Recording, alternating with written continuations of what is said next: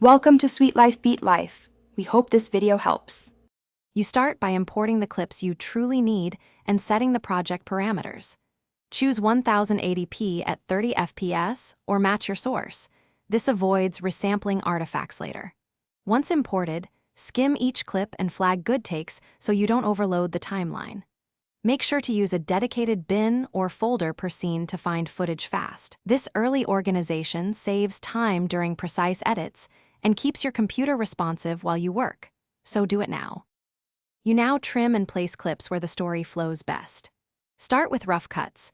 Remove pauses and tighten the beginnings and ends.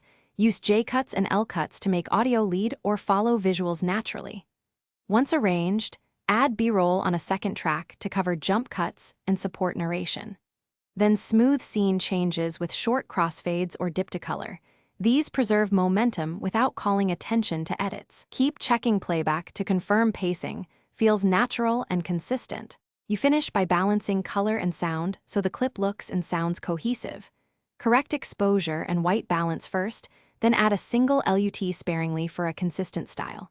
Normalize dialogue levels and apply noise reduction. Use gentle compression to even out dynamics. When exporting, match the project settings and choose H.264 for online delivery. If playback shows glitches or audio drift, re-render a short segment to isolate the problem, often a codec mismatch. Thanks for watching. Consider subscribing if we helped you.